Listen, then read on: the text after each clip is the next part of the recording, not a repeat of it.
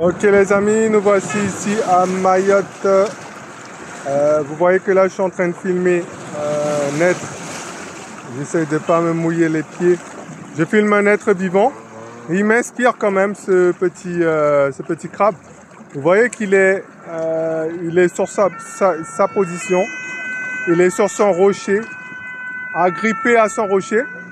Il y a l'eau, les éléments qui le frappent. Et je l'observe depuis tout à l'heure et si vous regardez bien, il bouge pas. Et il m'inspire, ou du moins il illustre bien le propos que j'avais préparé de parler. Et donc c'est aujourd'hui ce que je voudrais parler dans le thème, le sujet de l'évangélisation. Eh bien c'est d'avoir une sagesse dans la bouche auquel ils ne pourront pas résister. Je crois que notre évangile doit être, par l'usage, par l'expérience, aiguisé. Vous savez, la Bible compare la parole de Dieu à une arme. Et je crois qu'à force d'évangéliser, on devient plus fort avec notre arme, on sait mieux l'utiliser, elle est bien aiguisée. Eh bien, on commence à savoir faire face aux contre-arguments, aux faux raisonnements. Et on sait utiliser la parole de Dieu, on sait utiliser les textes pour pouvoir emmener tout faux raisonnement, toute fausse pensée captif à Jésus-Christ. Ah, le crabe est parti. Bon, finalement, il est parti, il est avec nous. Et donc, ce que je voudrais dire par là, c'est qu'il faut qu'on s'entraîne à développer cela. Je crois que les personnes, j'entendais un frère qui disait ça et je suis d'accord avec lui, les personnes qui ont le mieux développé ou une meilleure compréhension de l'évangile, c'est ceux qui sont allés sur le terrain, qui ont pu faire face aux idées adverses, à l'opposition, et qui ont su aiguiser leur arme par l'usage. Si vous regardez dans la Bible, vous voyez Jésus-Christ, qui, eh bien la Bible dira qu'il y avait une sagesse. Et les gens même étaient étonnés de voir comme un homme pouvait parler comme cela. Lorsqu'on va envoyer la personne pour prendre Jésus-Christ et qu'il n'est pas revenu avec lui, il dira, jamais un homme n'a parlé comme ça. On a demandé pourquoi tu n'as pas pris Jésus. Jamais une personne n'a parlé comme ça. Encore avec Étienne, on a voulu amener des accusations avec lui. On a voulu disputer avec lui. Mais les gens ne pouvaient pas faire face à la sagesse qui était dans sa bouche. Et je crois que c'est ça pour chacun d'entre nous. Il faut qu'on puisse être capable de détruire, de casser tous ces faux raisonnements tels que l'apôtre Paul nous rappelle, nous enseigne cela dans les épîtres. Un des exemples que je peux donner, j'en ai déjà parlé, mais je donne quelques propos pour illustrer.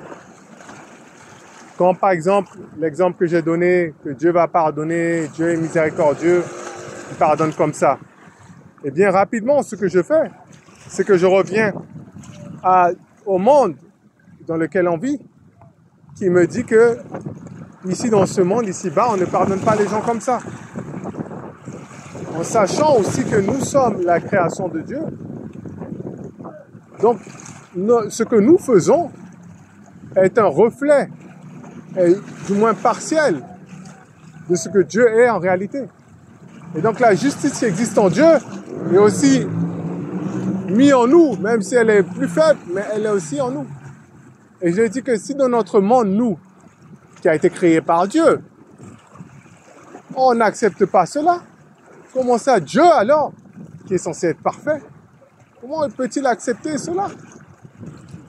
On voit bien que du coup, la création de Dieu, la création n'est pas en accord avec le Créateur. Donc il y a un des deux qui est faux. Donc la version qu'on donne sur le Créateur, c'est-à-dire qu'il pardonne comme cela, est fausse, puisqu'on sait que la création, telle qu'on la voit, est vraie. Et à chaque fois que je les rappelle cela, j'ai dit, si tu veux savoir des vérités sur Dieu, tu regardes la nature, et c'est ce que le livre de Romains nous rappellera. Les perfections invisibles de Dieu. Ils sont là, et on peut les voir. Pareil encore avec la Trinité. Ils disent comment tu peux croire en trois dieux. C'est pas possible. Je dis si quelqu'un est mort là, et je demande où est-ce qu'il est.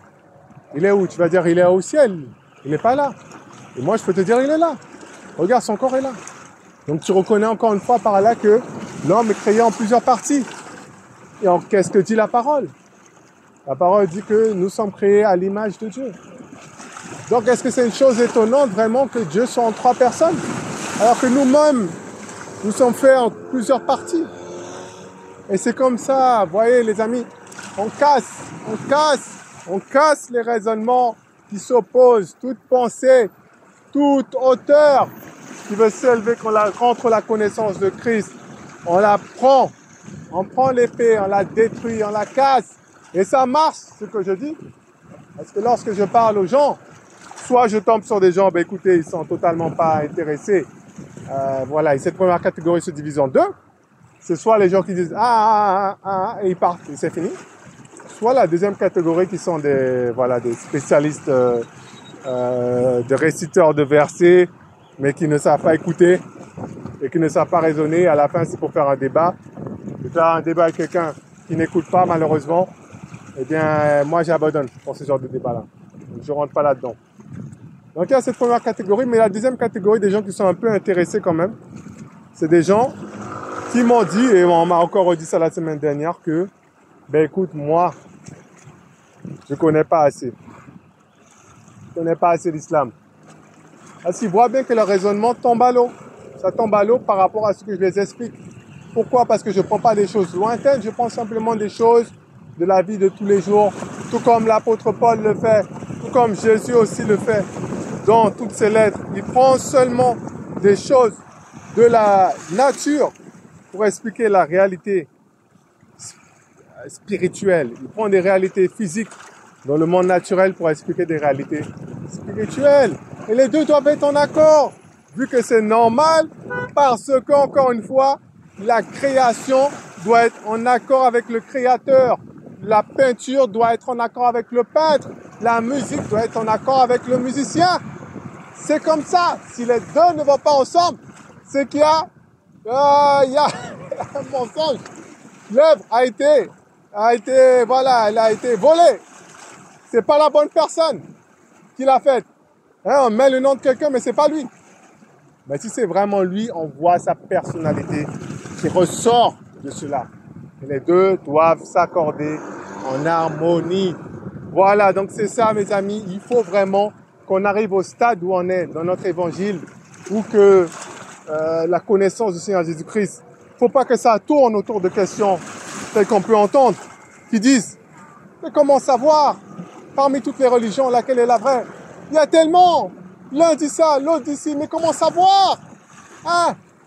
Il y a un qui m'a dit encore, la semaine dernière, je le salue s'il m'entend, il m'a dit, ici, à Mayotte, parce que je l'ai bien dit, je lui ai montré ce que la Bible disait, encore une fois, j'ai cassé les raisonnements, mais pas pour le casser lui, pour casser les raisonnements qu'il donnait.